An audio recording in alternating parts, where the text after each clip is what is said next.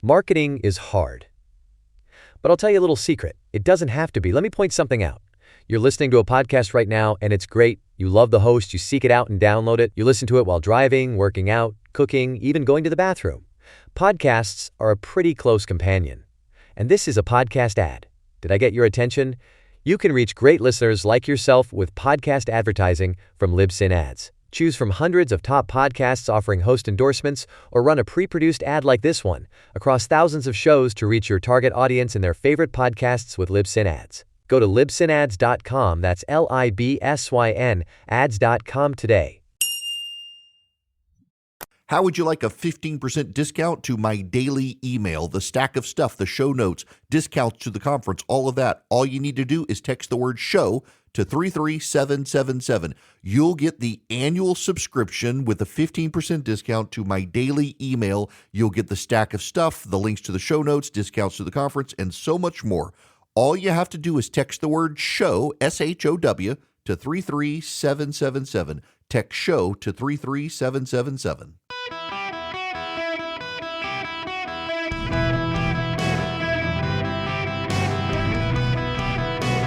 Welcome to the Eric Erickson Show podcast, Hour 2. Ladies and gentlemen, boys and girls, welcome. It is Eric Erickson here across the United States of America. Very pleased to have you with me today. We got West Texas crude and Brent crude. They're going up. Markets are, they're okay. Dow's down a little bit. NASDAQ and S&P Russell's up. In any event, we've got airports. Airports are slowly becoming less congested. I am on the radio in the Orlando, Florida area on WDBO.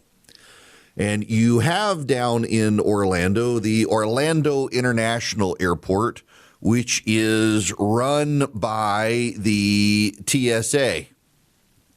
But you also have, in Seminole County, Florida, the Orlando Sanford International Airport. It is near Orlando. It was built as a naval station. And a lot of Legion Air travels out of there, going back and forth. They got a lot of trips to Las Vegas. Legion Air has a hub there. And so you got some trips out west to Las Vegas during the season. You got Aerojet, which I have never even heard of. The number one trip out of Sanford Airport is Allentown, Pennsylvania. 103,000 travelers in the year 2025 on Allegiant to Allentown, Pennsylvania, and Knoxville, Tennessee. Not a big airport. Allegiant has a big splash there. They did, I'm looking on Wikipedia now, in 2025, only 3.1 million passengers out of Orlando Sanford International Airport. Now, you want to compare that 3.1 million if you look over at Orlando International Airport, which is much, much bigger. It has many more people there. In 2025, they did 57 million passengers. So 3 million to 57 million. Sanford Airport, much smaller airport. However, there's no TSA backup at Orlando Sanford International Airport.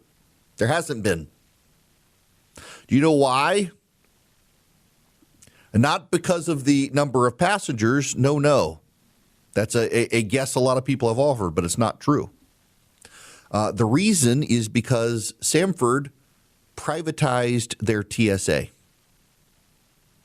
They joined San Francisco International Airport and 22 other airports in doing private contractors for TSA work who are not affected by the government shutdown. However, in Atlanta, Georgia, the world's biggest airport, they've had 4 to 5 hour delays. CNN interviewed a guy yesterday who stood in line for 6 hours and missed his flight, who slept at the airport overnight to make sure that he would be able to make his flight today. That's how bad it is. And then today, after ICE showed up and got the rhythm of security and TSA could focus on the scanners, well, I want to play you two different clips. This is CNN at the Atlanta airport today. Well, there may be a celebration here at the airport before it's all said and done, especially for the folks who've been working nonstop, extra shifts. If you look right here, you can see this is the main checkpoint. Almost no lines, no waiting, Sarah. And it's unbelievable at this point. This morning started briskly with a lot of people showing up here at the airport. Lines were long. People were waiting about an hour. But when that rush hour went away pretty quickly this morning, we ended up with this. And there seems to be more lines open than normal right now with the TSA workers here breezing people through. In fact, a lot of folks have been showing up shocked at how short the lines are. Take a listen to some of the folks we talked to this morning. I don't see how extra security could be bad, you know. I mean, they're going to help out and, you know, make things move a little faster. But whether they're doing that or not, we don't know. But extra security is always good to me. I mean, you think it's not going to be that bad, but then you get here and, you know, you think, oh, man, it really is as bad as they say it is. So there's a bit of a mix here. So when people were showing up and going right into the TSA pre-check line, a lot of them weren't even checking the main checkpoint line. That line has been open and moving pretty quickly. Some folks just get so used to going to the line they go to, they didn't even check to see what that's like. We've also seen those ICE agents moving through today. A lot of folks are saying they're very pleasant. Look, they're not wearing masks. In fact, on this line right here, you can see two of them standing behind the TSA agents. I'm not sure we can get a complete focus on that, but just wanted to show you that. They've been walking around the perimeter. Atlanta police have also been added to this equation in terms of showing up extra patrols. But the story right now, Sarah, quite honestly, is the fact that the lines have disappeared. We haven't seen this like in a week. So this is good news. If you have a flight to catch. That's CNN's coverage this morning, and the ICE agents are there. They're engaged, but it's not just CNN. This is Fox News from this morning. Yes, Stuart, it is exponentially different here today than it was this time yesterday over the weekend.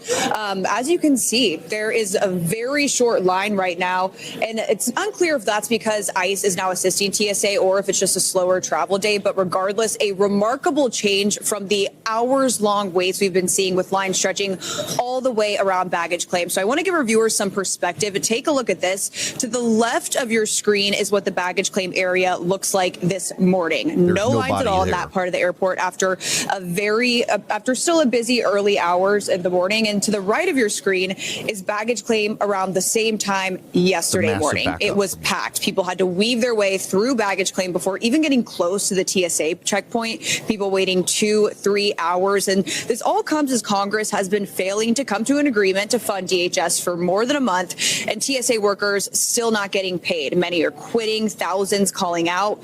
But regardless, it's Congress members who typically don't have to go through regular TSA. They get specialty service. They skip the line. So they don't even have to deal with this mess, even though they are the people controlling all of this. But Stuart, as of today, Delta Airline confirms that it is temporarily suspending those specialty services for Congress members. So until DHS is fully funded, they will be treated like any other passenger if they're flying Delta. Back to you. Now we need American to do the same thing. For those of you unfamiliar with that program, Delta and American Airlines have special phone numbers for members of Congress and their staff to call to get tickets for members of Congress. The staffers typically can't apply, but it applies to members of Congress. The staff, they'll call. They immediately can get someone on the phone and they can do rearrange of tickets. Now, there's a reason for this, just so you understand. The congressional schedule sometimes gets screwed up. And so they expect that they have a plane ticket for, let's say, a Thursday night, but the voting goes long, so now they can't leave until Friday morning. They call, and they're able to get their ticket moved to the next morning, and they don't have to pay the penalty. And then there's a special line that they can go through at the airport, which is part of the problem. They get special parking and a special line they get to go through, and all that stuff is going away for Congress right now. What's notable, however, a couple things, and I told you guys this yesterday, wouldn't it be remarkable if the ICE agents show up and everyone's like, these guys aren't scary. These guys aren't bad. They showed up at the Atlanta airport and suddenly there are no lines. Why? Because TSA not only has to get people in the lines and make sure people are flowing through the lines and make sure people aren't cutting the lines, they've also got to scan the machines. There's a limited number of them. So now the ICE agents have showed up and they're getting people in the lines, making sure no one cuts the lines, making sure the lines are moving. And all the TSA agents who are doing that are now back at the machines, working the machines. So more lines can be open because more TSA agents are focused on the machines, not the line, with the ICE agents there. And so guess what's happening? People are moving through quicker. TSA at the Atlanta airport right now is only a few minutes in the main line. Yesterday, the TSA line at noon was about 40 minutes to an hour, which was still better than it was over the weekend, where it was 3 hours. Today, it's only a few minutes through the TSA pre-check line. Now, the clear lines and the other lines, they've all been consolidated into the TSA pre-check lines, but the regular TSA line at the Atlanta airport right now is itself less than an hour, when the other day it was taking up to 6 hours to get people through the airport. That's significant progress because of ICE. And don't you know it, protesters showed up. Donald Trump, let's be clear! Donald Trump, let's be clear! Immigrants are welcome here! Immigrants are welcome here. They're upset. This is the first time ICE has been at the airport.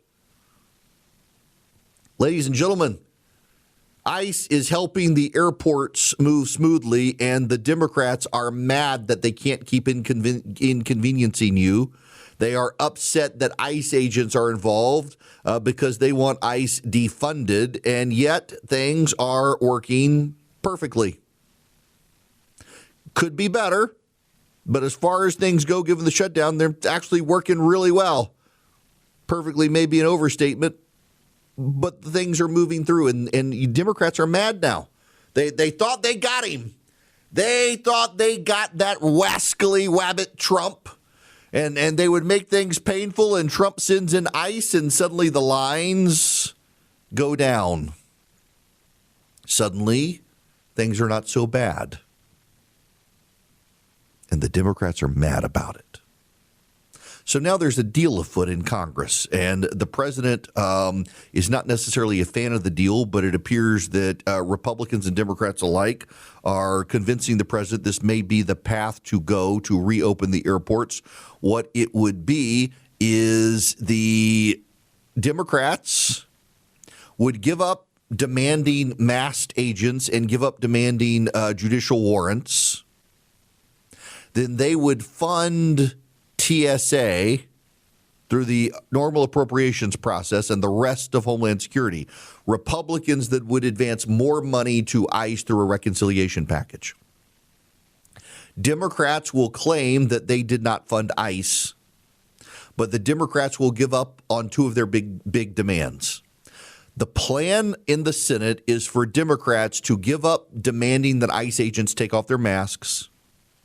And the plan is for the Democrats to give up the idea that ICE agents must have judicial warrants to deport anyone. They will then fund Homeland Security except for ICE and Border Patrol, and the Republicans will fund ICE and Border Patrol through a separate reconciliation package. That is actually a pretty significant cave from the Democrats. The Democrats will get to claim victory, saying that they did not fund ICE and TSA, or ICE and Border Patrol rather, but they funded TSA. And then Republicans will come along behind them and fund ICE and TSA separate from everything else. Democrats will not get an end to ICE agents being masked, nor will they get their demand that ICE agents use judicial warrants to deport people. Sounds to me actually like this is a pretty big win for the Republicans. They have been talking to the president's team today to try to get the president on board this compromise plan, assuring him that they have the votes among Republicans in the House and the Senate to be able to fund ICE and Border Patrol. It looks like they'll be able to get it done and reopen the airports. But in the meantime, the president has not only sent ICE, he's now saying he's also willing to send the National Guard. The National Guard have played a role in the past. The National Guard can actually even read the scanners.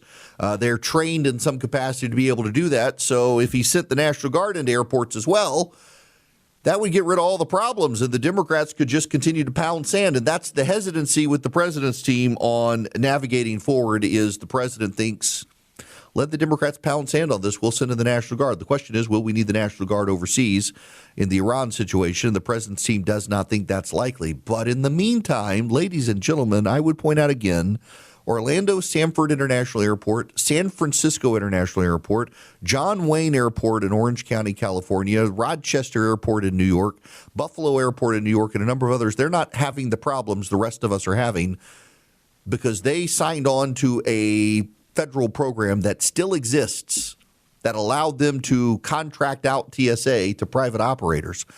Those of you in Georgia, you should be demanding that the Atlanta International Airport do exactly what San Francisco did and reopen with privatized TSA so that you're never affected by these sorts of shutdowns again. It's the world's busiest airport. It makes economic sense.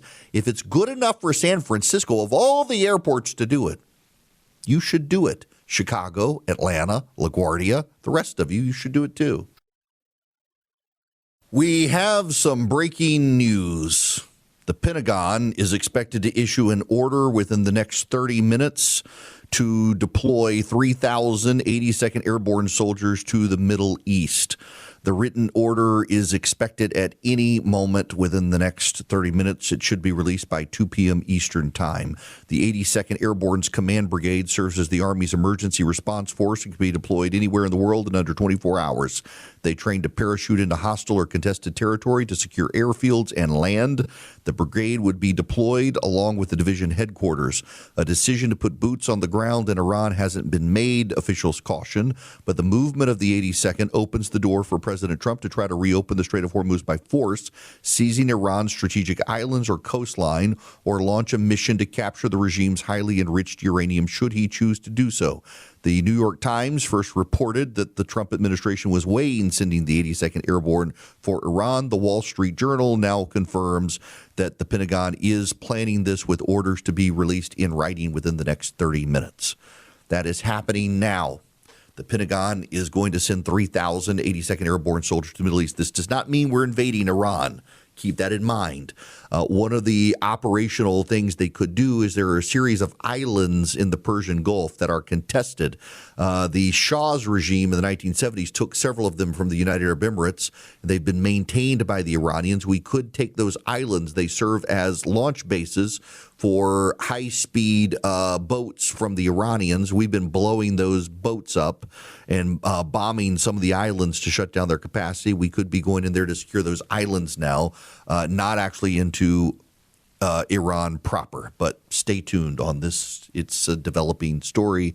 I will bring you up to speed the more I know. Now, let me tell you about the Eden Pure Thunderstorm. You can get 3 of them. You can save $200 at EdenPureDeals.com. Use the discount code ERIC3. There is a money-back guarantee on the Eden Pure Thunderstorms for odor elimination. They do actually eliminate odors. They generate ozone, and ozone acts like odor bleach, goes where the odors are and wipes them out. I have used this thing as recently as, a week ago in my hotel room that didn't smell good. They're small. You can hold it in your hand, and it just wipes out odors. It's about the size. I've got a Yeti tumbler in my office, like the 20-ounce Yeti tumbler. They're about that size. And I keep it in my office. I keep it in my travel bag. We've got 3 of them at home, and they just work. They also eliminate pet dander, pollen, mold, you name it, without having to buy filters. They eliminate 99.9% of bacteria and viruses, and they just eliminate odors. EdenPureDeals.com is the website. You can see the site for the details on the money-back guarantee if it doesn't eliminate your odors. EdenPureDeals.com. The discount code is ERIC3, ERICK3. At EdenPureDeals.com. Wipe out odors today. Clean the air. EdenPureDeals.com. Greetings, conversationalists. It's Eric Erickson here across the United States. The phone number is 877-973-7425 should you wish to be on the program. And if you text the word Eric, E-R-I-C-K, to 33777, you can get the live stream, the show notes, the podcast, and so much more. I want to play for you some audio from the CEO of Anthropic. As I understand it, Anthropic and the Pentagon are having some talks about the state of play in the use of Anthropic. And I have to tell you, the Omoti is Darian Omoti is the CEO of Anthropic. And you should know I use Claude now way more than I expected to.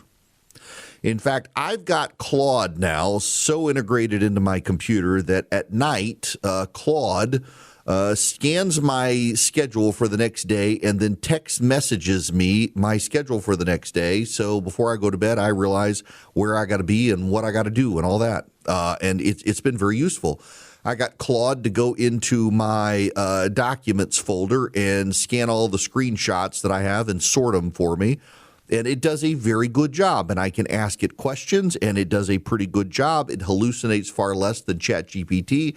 It's far more, in my mind, advanced than ChatGPT, and it's got me convinced that Apple, which has chosen to use Google's Gemini service, made a mistake and should have gone with Claude and Anthropic.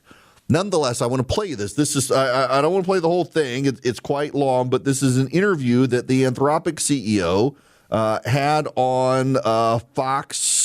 I want to say Fox and Friends, perhaps. Listen to this from the Anthropic CEO. So just to back up a bit, I've been working on AI for 10 years, and probably the thing I've noticed most about it is how fast it's making progress. 2 years ago, it was at the level of a smart high school student. Now it's probably at the level of a smart college student and reaching beyond that. And on one hand, I think there's a number of very positive things that are going to happen. I used to be a biologist. I think AI has exactly the kind of skills that are needed to cure important diseases like cancer and Alzheimer's, to provide cheaper energy, many positive things. But exactly those same kind of skills, things like summarizing a document, brainstorming, putting together a financial report, makes me worry a lot that entry-level jobs in areas like finance, consulting, tech, many other areas like that, entry-level white-collar work, I worry that those things are going to be first augmented, but before long replaced by AI systems, and that we may indeed, it's hard to predict the future, but we may indeed have a serious employment crisis on our hands as the pipeline for these early stage white-collar work starts to contract and dry up. What's the timeline here?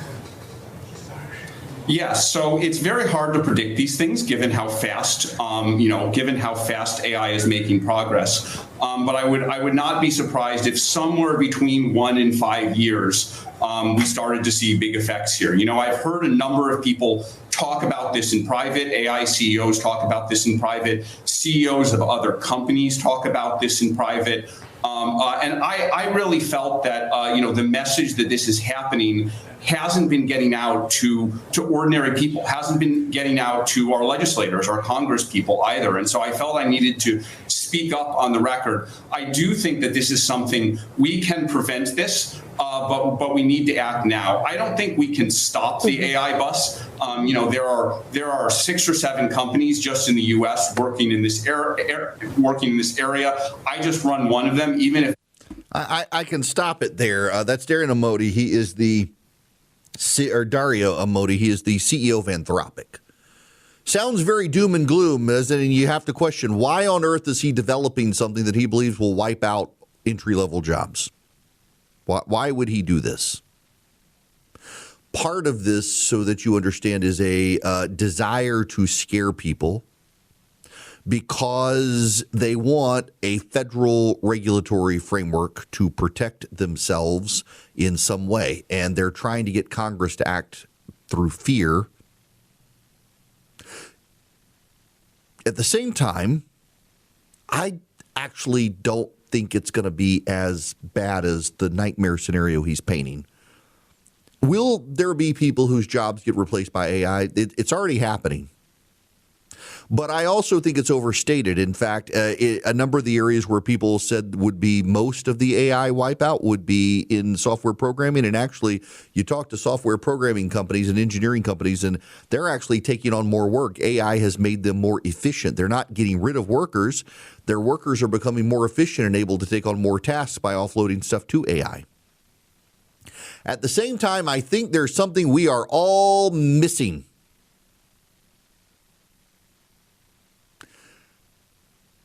Let me back up. There was a report the other day from someone in AI say within 5 years there would be more plumbers than lawyers. And my response then is my response now. There are far more lawyers in state legislatures in this country than there are plumbers. And those lawyers are going to pass laws that protect themselves. Wait until the Congress of the United States of America passes a law that requires that a certified public accountant sign off on your tax returns if you don't do it yourself. AI will never become a CPA. So not only will Congress protect the CPAs, but the cost will go up because you're having to use a CPA. They'll be able to drive their costs up. Oh, you got to have if you don't do it yourself and the tax code's so complicated you can't do it yourself, you got to have a CPA. Guess what? Costs are going to go up. The cost for filing tax are going to go up. Why? Well, the CPAs they got a lobbying group that's better than the AI companies. They're going to legislate and regulate that you got to have a CPA, and that's going to protect the CPAs. The lawyers, you wait for the bars of the several states to get together and they put regulations on. I don't know if you guys have heard this. A lawyer in the Georgia Supreme Court last week got confronted by the Chief Justice, I believe it was the Chief Justice, for cases in a brief that didn't exist and conclusions from cases that were not accurate. And the Supreme Court of Georgia is now requiring that this lawyer show up and attest to exactly why these cases and statements of law that did not exist or were stated wrong were in the briefing. This lawyer could get disbarred. There's a program called Westlaw. If you're a lawyer, you're intimately familiar with Westlaw. Let me explain to you how cases work. How do lawyers work? And if you'll forgive me, I don't want to bore you, but you need to understand this. Westlaw developed keys. So let's take property law. Under property law, there's something called adverse possession. Under adverse possession, if you have held on to a property that is not yours, and your holding and working of that property has been under the legal phrase, quote unquote, open and notorious for a number of years. In Georgia, I think it's 20 years. That property becomes your property only to the extent that you've used it. People have thought it was yours. No one has ever challenged your claim for 20 years. That property becomes yours. You can file a claim to quiet the title on it. And there is an entire body of case law on adverse possession, and it differs from state to state. And what you do under Westlaw is you go into an index that has keys, and you look under property, and then under property you find adverse possession, and then under adverse possession you can find all the cases in your state that have referenced adverse possession. You can then pull those cases up and see which cases cite those cases. And there's an entire index in law libraries that you could do this. Or, make it very easily, you can go on Westlaw, and in Westlaw, you can look up online, and it becomes very easy to find the cases. And Westlaw is very expensive. There's also a competing service called LexisNexis. It is as thorough, but LexisNexis is more defined for essentially the internet before the internet. On LexisNexis, you can go in and you can find news articles from the 1940s and the 1950s, and you can do keyword searches and find these things. And from the keyword searches of the like, you can find stories and you can find cases that cited those stories. There's an entire comprehensive way that lawyers do research. And by the way, Westlaw and LexisNexis are proprietary information. You got to have accounts. Claude cannot go into LexisNexis or to Westlaw. Now, cases per se are not in there. Cases are in public demand. But if you want the Southeast Recorder is the, you've got a Northeast Recorder, a Southeast Recorder, and others. Those are the bound books that Westlaw releases that have all of the cases from all of the courts in the Southeast. If you want the Georgia cases, the South Carolina cases, the Florida cases, they're all in there. And they're all keyed, they're all marked, they're all notated, so you know what the case is about, what the holdings are. All that stuff is proprietary with Westlaw. Claude can't get it. So for all the people out there saying that the junior associates are going to be replaced by AI, no, because the AI cannot get the proprietary Westlaw and LexisNexis databases of the cases. Now, what they can do is they can read and interpret the cases if you spoon feed it to them, and they can make your job a lot easier.